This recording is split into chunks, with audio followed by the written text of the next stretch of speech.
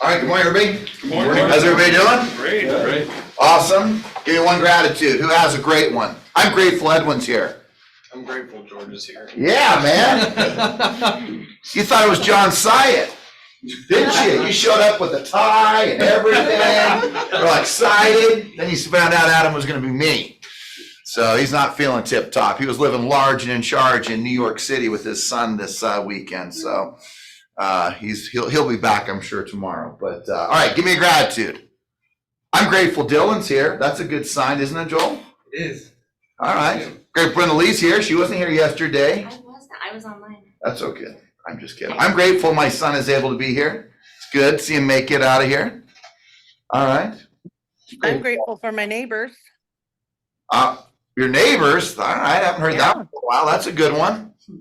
All right. Bob, what are you grateful for?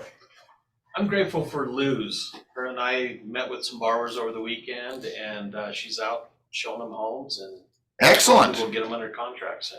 We're going to talk about buyers here in just a second. I have a question for you, for all of us. Say your name. Luz. Luz. Say it again.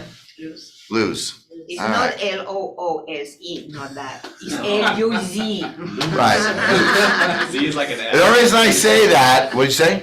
Z, you don't do like a Z sound, it's like a S, like loose. Well, the reason I'm asking that. I'm saying it in Spanish, that's the problem. Lose. Because in English will sound lose, right? Lose. Is that how No it Z's sounds? in Spanish. Yes, well, the reason I'm asking you that is because I've heard it like 8 different ways every time I hear your name, and I'm just wondering which way. But as Dylan may be able to know, I can't speak any other language. I can barely speak English.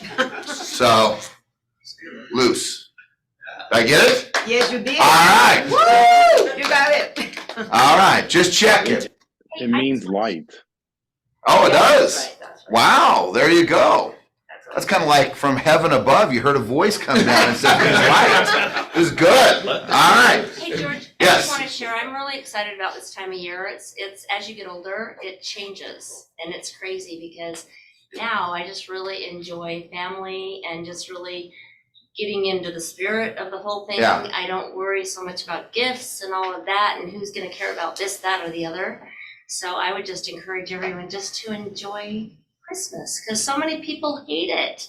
I'm Yeah. like, oh gosh, don't Just hate want it. you to know, I was listening to A White Christmas by Frank Sinatra, Edwin, coming to work. There you go. Fantastic. I stepped into it this You're- morning. Maybe that's why I'm you're so cheerful, Ruby. I don't There you know. go. Should have been Dean Martin, But but I'll enjoy forgive the you. season, everyone. Maybe it's not White Christmas. At Dean Martin's the White Christmas, and then, I don't know. We'll check it out. You know what? Tomorrow's out. You know what? We're doing Christmas music tomorrow for journaling. That's what we're gonna do. All right. So yesterday I talked about, like, I got a lot of attention from a handful of people, not just one person, but I got a handful of people saying, hey, even Isaac asked me, hey, how did people think about what you said yesterday? And we talked a little bit about it too, Aubrey, and I talked to a handful of people. And I was just thinking about this real quick. Just one, I'm not thinking that home ownership isn't going to be happening. So I'll make sure that's really clear to all of you.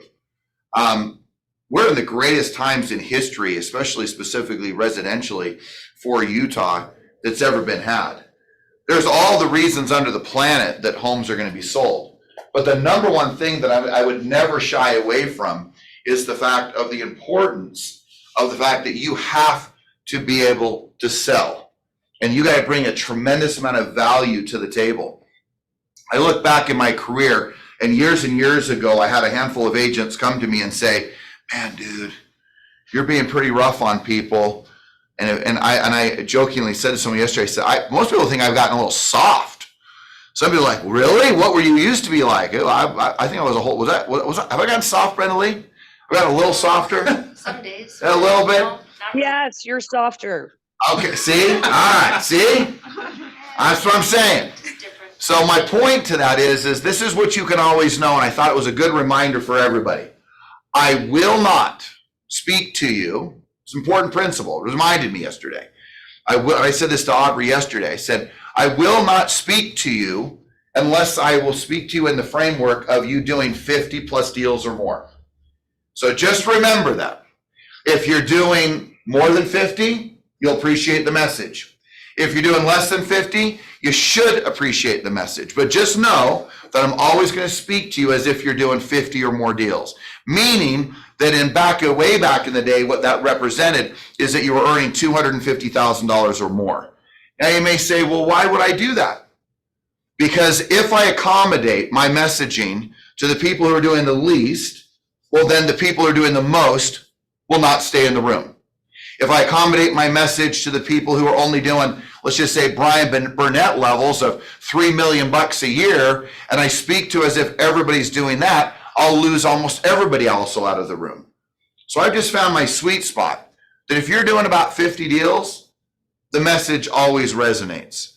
And the thing that I have found is that if you'll think in that framework, every message I have to share is always based on at least you doing 50 or more deals a year. And the challenge is that each one of us individually has a responsibility to become the very, very, very best self of our best self. And if we aren't our best self, the challenge is that we will never make it at the levels we need to make it in this business. And hence the real big question is, who must I become? I mean, that's the ultimate question that each one of us needs to ask. So as you move through your career, just recognize that you're going to have these stepping stones as you move through it. And I've watched so many of you over the years that as you're moving through these thresholds of what these markets are, and the key is that, as I said yesterday, is that we have to make sure that we're capable of adapting. We have to be capable of pivoting. We have to have the versatility that's necessary. We have to have the ability to anticipate. We have to have the ability to say, okay, if I anticipate this, I have to make sure I can innovate something new. And as you move through anticipation, innovation, adaptability, versatility, pivoting, that's fundamental to the business model of business. You have to be able to do that to make a tremendous amount of money. And here's the challenge, guys. Some of us move into this hierarchy of human needs. We were talking about that, Ruby, right? We're talking about, if you aren't familiar with that, it's Maslow's hierarchy of human needs. And he talks about a few things. He talks about the fact that you can't go above, there's about 4 or 5 levels in there, from survival to security to love and connection, or love and belonging. We were looking this up just last night or yesterday afternoon. And then getting into a place of achievement and self-worth and self-esteem in so many words. And then you go to self-actualization. Well, what does that really mean? It means that really you move your life from a standpoint of purpose, meaning, and giving back in so many words to those that are in this world. Well, the challenge is that a lot of people, right, are still in security, are still in survival. They're trying to get to a place of security. They're trying to find a sense of belonging. They're trying to find their own self-esteem. Sometimes that happens through recognition, achievement, accomplishment. But as you guys move through that, just remember that's part of the journey.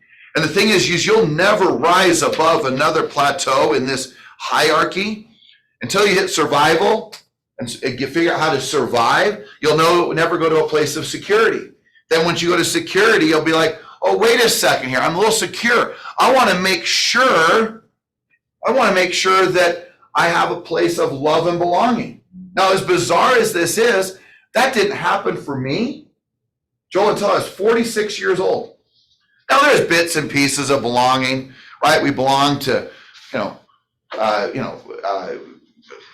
was going to say, like, I used to play basketball with a group of guys. There's a sense of belongings in religion, sense of belongings, of course, in this culture of Everest.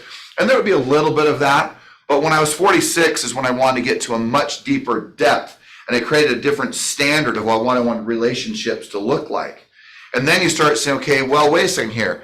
Then I found myself somewhere around 50, which is just a few years ago, going, okay, and is my ladder up against the right building as I'm trying to climb this ladder of success?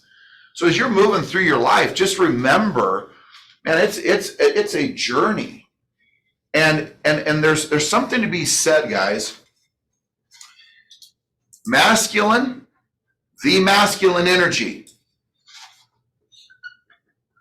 Oops. I said this to Aubrey yesterday. I just want to remind you. You challenge the masculine. This is not about your sexuality. This is about your energy. And if you haven't figured this out yet, those of you want to know what energy this business is in? What's the language? What's the energy of business as a general statement? Masculine. Masculine. That's important to remember because it's praise and compliment that happens in the feminine. It's important to recognize that. And it's important to recognize that the difference between these two is uniquely different. And although there needs to be a weaving of feminine energy throughout business, the reality is that we achieve through challenge. We execute. We manhandle. We drive ourselves to accomplishment. We pay the price. We dig deep. These are not the types of statements that when you think about the feminine energy. And you need both of them, because the point is that if everything was this, if everything was about the challenge, if everything was about the intensity, if everything was about the accomplishment, achievement, execution, dedication, discipline, challenge, it would be a really boring life. But the reality is that this business is done in that energy. And the challenge is that when you can come and praise, compliment, have joy, happiness, brightness, laughter, and it's an important part of life. But it is not the language of business. The language of business is done in the masculine. It is about execution. It is about accomplishment. It is about achievement. It is about getting things done. It is about checking the boxes. It is about dedication. It is about hard work. That's not the feminine energy. It's not a criticism. It has nothing to do with male or female and sexuality. It has to do with the necessary energy to achieve in today's marketplace. Don't confuse yourself that you have to be challenged in this business. And don't confuse yourself that if you don't get challenged, that you can change the process. Because the process is that, yes, we can praise, we can put our arms around you, we can have great compassion, empathy, nurturing. We can do all of those things. And there are moments when it is needed. But the reality is the majority of business is still always done in the moments of challenge. And I was joking even yesterday with Aubrey about this. I said this to him. I said, hey, I didn't praise your basketball game when I challenged you to basketball. I said, I will destroy you. I will take you down. Yesterday, I had the best leg workout, by the way. And you know what I was thinking about? You, because I'm going to beat you. That's a challenge. That's a challenge. I didn't go and go, hey, you're really great. Just want you to know how great of a ball player you are. You want to know how awesome you are? No, I'm going to beat the shiz out of you. Challenging you, man. I don't just hug you and praise you and tell you how great you are and then show up on a basketball court and think I'm going to win the game. That's not how it works. It's a challenge. It is the ability to execute and to do your job. And so the challenge is that when you're challenged, and if you feel bad about the challenge, if you feel frustrated by the challenge, that some people rise up to that challenge. Just like I was going to call Edwin today and go, where is he? And I was going to challenge him. And then he was sitting here. So I didn't get to challenge him. But I appreciate you being here. I'm serious. I was going to call and challenge you. And I think everybody in this room at some point or another, either right at the front of the room or me sitting down with you, has been challenged. Did I challenge you on Sunday, Isaac? Just a little? Yes. Do I challenge people on the golf course? Sometimes. Every time. I didn't say I win. I just said I challenge you. Every time. And I win, right? Just kidding. No, I'm just kidding, right? But my point is that's what it's about. And here's the deal, man. There are some people who are way over on the spectrum of their energy in the masculine. There are people who are way over here on the side of their energy in the feminine. And just for perspective, have you considered, not that you think about this all the time, but have you considered who I'm married to? I am married to one of the most feminine, like Dorothy from Wizard of Oz women. And then I'm over here on this other side of the room, this fire-breathing dragon of masculinity. Well, it works because that's how you have polarity.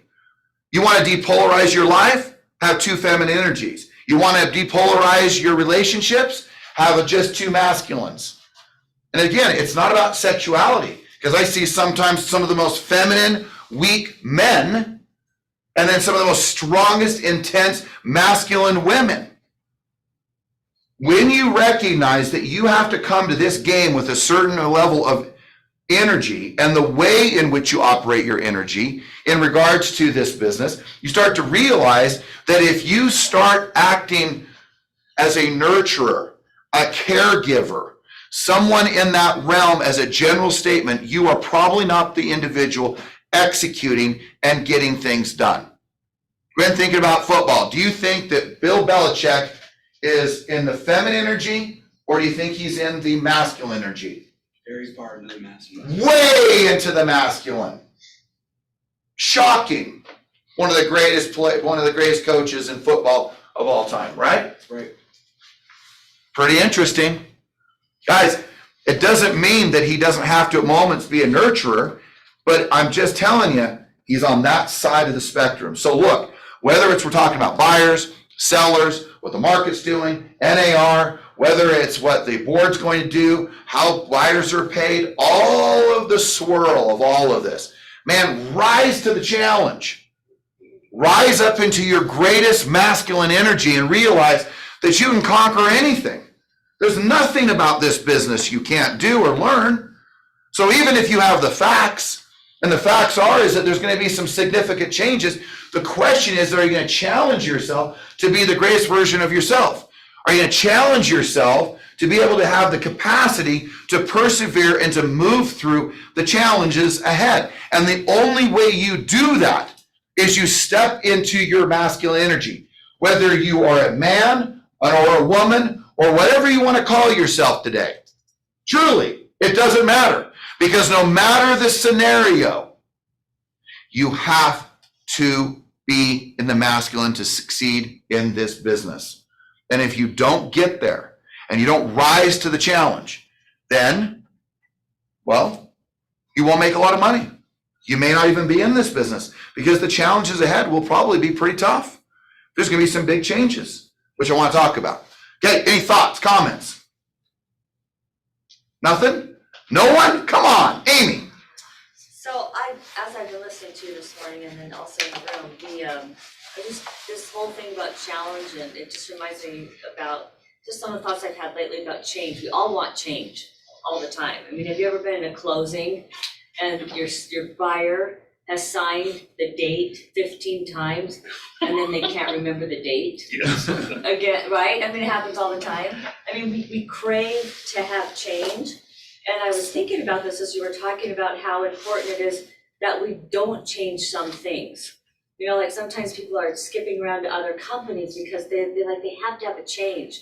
But what I've realized is staying in one place, that it's forced me to make better changes in my life when I'm staying at the same place and working through things. Well, then, and you say you're progressing. You're progressing. Progress is not automatic, right? Change is. No, and it's not even sexy all the time. I mean, it's just brutal. It's just a day in, day out. It's right. even like prospecting. After day, 37 in a row, you're like, boring, I want to do something else. But it's being able to face, that's a challenge, is to not change some things that actually give you a positive change in the end. I don't know if that makes sense. Makes total sense. It's fantastic. The point is that change is going to be automatic. The question is what type of changes are you going to make, right? So what I hear you saying is that if you stay put, right, if you stay in a place and you say, you know what, I'm staying in the fire, I'm going to work through this, then all of a sudden you start progressing and you make really significant changes that are meaningful versus skipping around. Because as I always joke with people, whenever you move, guess who you take with you? You. And guess, if you haven't figured this out, who's the problem, Isaac? Who's the solution? Have you heard that from me ever before? All right, just checking. Didn't know if you'd heard it before, Matthew. Maybe he had forgotten Urbano. I don't know. Right? But that's the catch. That's the deal. Luce? So how do you balance the energy, especially in real estate? So, well, Al, this is why, in fact, it's a great point. I was going to bring this up. It is the dance within that. And some of you have seen me put up this spectrum of leadership where On one side, it's the nurturer. On the other side, it's bold, direct, in your face, let's go, conquer the mountain, warrior, all these masculine traits and energy versus nurturing, kind, loving, gentle, peaceful. Those are the energies of the feminine. And they're all needed. They're all needed. So the balancing act is when you say, how do you learn? I think one is the first thing is how do you get conscious of it? How am I showing up? What energy am I showing up with? How is it that I'm approaching this business? And if you know the fact that there's those two sides of the spectrum, then all of a sudden, once you're aware of it, you start to make changes going, wait a second here. I got to step up into my masculine energy when I'm making phone calls. But I also need to step down out of it when someone says, hey, I just lost a loved one. And can you have the versatility, the adaptability to pivot between the masculine and the feminine? And the better you get at that, being like simply aware, I can tell you some really good things will happen for you. That's what happens because you get real conscious. It's not that you guys don't know how to be kind, and it's not that you don't know how to achieve and accomplish and direct your life to executing. It's really the fact that you become conscious. And the key to this world is be a conscious human being. Be awake. Be alive. Pay attention. Who's showing up when you're in the room? Who's showing up when you're standing at your cubicle to make calls? Who's showing up when you show up in the meeting? And can you change your state to commit yourself that right now a leader is needed in relationship to that energy that's masculine? However, there are moments when you take a step back and go, wait a second here, this person needs compassion. And if you can learn that dance because of your consciousness, my finding is that you have a beautiful life in business and personally. And it is balance. It is absolute balance. But the first part of that change is your consciousness. So if there's anything else one wants to add to it, and then Luz, let's do that, and then let's do some affirmations. And then I just want to just spend just a minute or two on some buyer stuff in regards to some of the skill set stuff that we're going to work on. But Luz, any thoughts? Yes, I just was going to say something quickly about when you say skipping or going here or going there. This is my third brokerage. Oh, I didn't know that. Yes. Okay. So in comparing. Well, the grass is always greener in Everest. You didn't know that yet? Oh, I know Just want to make sure I that. point that out. I'm just No, I know that because in the other places I was, we had training here and there from different things, right? but we were never taught really what it takes to go where you want to go. Yeah. That was unheard of, and Yeah. I didn't know that until I came here. And talking about staying in the fire, my mom was pretty much a masculine energy. She was a drill sergeant. Oh yeah, there you go. You get up at this point. We slept in hammocks, and if you didn't get up at the time that you should, she would start throwing shoes at you to get up. Yeah. And so, Yeah. I mean, and I wasn't. Sounds a little masculine. Yeah, Sounds like something I'd do. I'd probably pour water. well, But yeah. But anyway, so I'm used to somebody being the way you are. Oh, It's not new. yeah. I mean, it's something I am used to. So to me, this is good. Not to some other people, because I talked to an agent that left here, and she says, I couldn't take it anymore. She just couldn't take it anymore. And I'm thinking maybe she grew up with a nurturer and this is too much. Yeah. But to me, I'm used to it, and I'm thinking business as usual. What else? Let's keep going. Yeah. Yeah. I love it, Luz. That's great. Thank you. And Al, I hope I answered your question. I know I went through it pretty quick, but I think the very first part is that awareness, and hope I answered that. Unless you had anything else on that, Al, also. No, you said dancing, so that's a feminine energy. So I'll work on that. Yeah. Or weaving. That's right. There's energy with that. Just to piggyback Yeah, off of that please. too, I think that the balancing portion of between the two is kind of built into our script at the most basic level, and really anything that we do. I mean, you look at what do you do when you're presented with a question or a problem? Repeat, affirm. There's your nurturing, and then offer a Yep. solution. That's simple. You wouldn't do one without the other, right? Exactly. If you It's don't that weave, repeat it's and that affirm, dancing, yes. You're not offering the nurturing. If you just present them with a solution, you're the fire breathing dragon. Yeah. So, Yeah. I just want to say one last thing about the way you conduct yourself. you're bringing that energy, but you have mastered that dancing part. Oh, Where well, to thank go, where you you. need to go. Sometimes. Because this past time I had my birthday, you were the first person, and we had Summit that day. Oh, you You- say your birthday?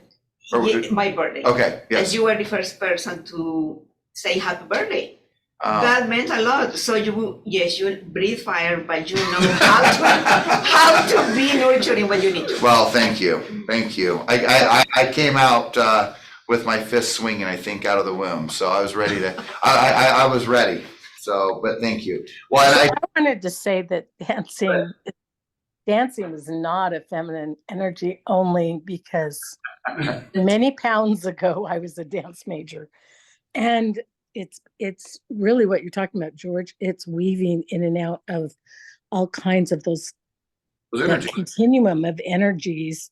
And the thing that helped me most, George, is when you did that big half arc, Uh-huh. and you put the masculine on the one side and the other, and you talked about just a pinch, because I come on too strong, and that helped me more than anything. I don't know if you know what I'm talking about. I do. But you should take a minute and do that unless we're out of time. Where we talk about the sides of it. Yeah. Yeah. No, that's great. Rebecca, that's great. I mean, and the thing I was going to mention to that is that at the top of that arc, I won't do it, but at the top of this little arc, I put love, care, concern, right? You're who you need to be, right? To your point, Ed, when you need to be sometimes the fire breathing dragon or in that mask energy, but to your point, if you love them and care for them or you appreciate them, whatever word resonates for you, then you will slow down for a moment and bring the compassion, the care, and the concern because you love them. And so just remember, when we talk about how, part of it is your intuition, it's your observations, it's your what you see, it's being a conscious observer. All of a sudden you're realizing, wait, what is needed at this moment for this person because I deeply care for them. And just so you know, I got a lot better things to do than to just come at people because I don't have anything better to do. I'd rather just be golfing than come at you. I'd rather just be silent and say nothing than come at you. I come at you because I love you.